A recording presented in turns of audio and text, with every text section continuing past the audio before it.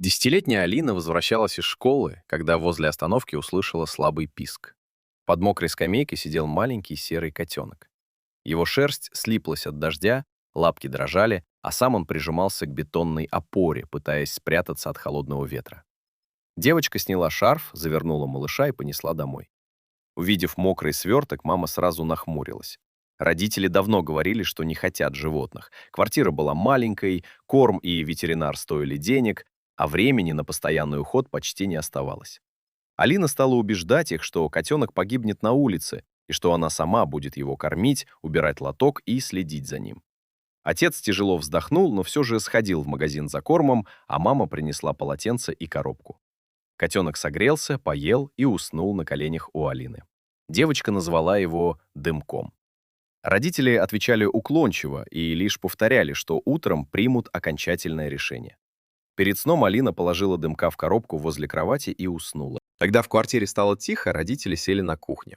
Мама считала, что через несколько недель дочь устанет, и вся забота ляжет на взрослых. Отец предложил поискать хозяев или обратиться к волонтерам, но жена боялась, что за несколько дней Алина привяжется к котенку еще сильнее.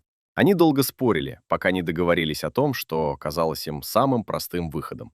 Рано утром отец должен был отвезти Дымка подальше от дома и оставить возле придорожного кафе, где постоянно останавливались машины. Дочери они собирались сказать, что котенок ночью выбрался из коробки и убежал через неплотно закрытую дверь. На рассвете отец тихо вошел в комнату. Алина спала, а Дымок смотрел на него из коробки с сонными глазами. Мужчина вынес котенка, поставил коробку в машину и поехал к выезду из города. Дымок несколько раз мяукнул, и отец почувствовал неприятную тяжесть внутри, но продолжал убеждать себя, что возле кафе малыша быстро заметят. Он поставил коробку под навесом, оставил корм и уехал. Когда Алина проснулась, она сразу протянула руку к коробке, но та оказалась пустой. Девочка заглянула под кровать, под шкаф, из-за занавески, затем выбежала в коридор и спросила родителей, где Дымок. Мама сказала, что ночью входная дверь, вероятно, осталась приоткрытой, и котенок выбежал на лестницу. Алина несколько секунд молчала, а потом босиком бросилась из квартиры. Она обошла весь подъезд, заглянула под лестницу, спустилась к подвалу и долго звала котенка по имени. Отец ходил рядом, делая вид, что тоже ищет. На улице девочка проверила кусты, машины, детскую площадку и остановку, где накануне нашла Дымка. Каждый отрицательный ответ заставлял ее говорить все тише.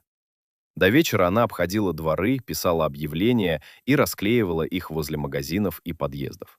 Мама говорила, что малыша могли подобрать, но Алина плакала и боялась, что он остался один. В следующие дни она продолжала поиски. После уроков Алина расспрашивала дворников, продавцов и женщин, которые кормили бездомных кошек. Она оставляла корм возле дома, проверяла подвалы и каждый вечер просматривала городские группы с объявлениями о животных. Родители видели, как она изменилась. Алина почти не разговаривала за ужином, перестала смотреть любимые передачи и постоянно обновляла объявления в телефоне. Отец хотел признаться, но не решался. Мама тоже понимала, что они совершили ошибку, но боялась, что правда окончательно разрушит доверие дочери. Прошла почти неделя. После последнего урока Алина открыла группу местных волонтеров и увидела новое объявление. На фотографии сидел серый котенок с белым пятнышком под подбородком. В подписи было сказано, что его нашли в коробке возле придорожного кафе на выезде из города. Женщина, разместившая запись, искала прежних или новых хозяев. Алина узнала пятнышко на носу и царапину на ушке. Девочка написала женщине, отправила фотографии и рассказала, что потеряла котенка несколько дней назад. Та ответила почти сразу и согласилась встретиться вечером. Алина не позвонила родителям, потому что боялась нового запрета. Мама-одноклассница отвезла ее по адресу. Когда женщина открыла дверь, Дымок сначала насторожился, а потом услышал голос Алины и побежал к ней по коридору. Алина прижала его к груди и расплакалась. Котенок громко мурлыкал и цеплялся за ее куртку. Женщина рассказала, что нашла коробку под навесом. Дымок был голодным и испуганным, поэтому она отвезла его к ветеринару, обработала от паразитов и разместила объявление.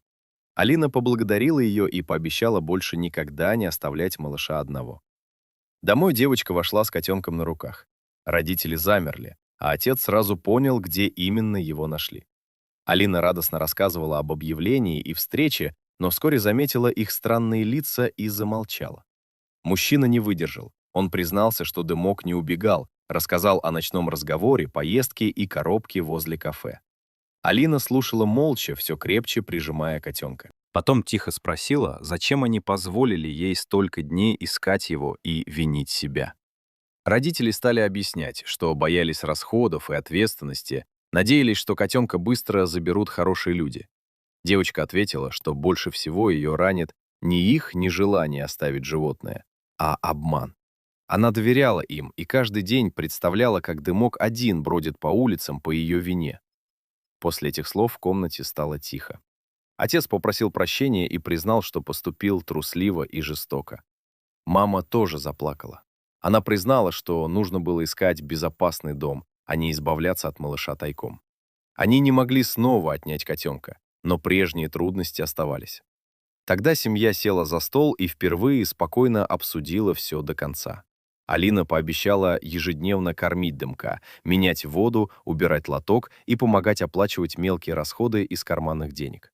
Отец согласился возить его к ветеринару, а мама решила проверить аллергию и установить правила, чтобы шерсти в квартире было меньше. После долгого разговора Дымка решили оставить в семье. Это решение уже не казалось уступкой. Каждый понимал свою часть ответственности. На следующий день ему купили все необходимое, а позже сделали прививку.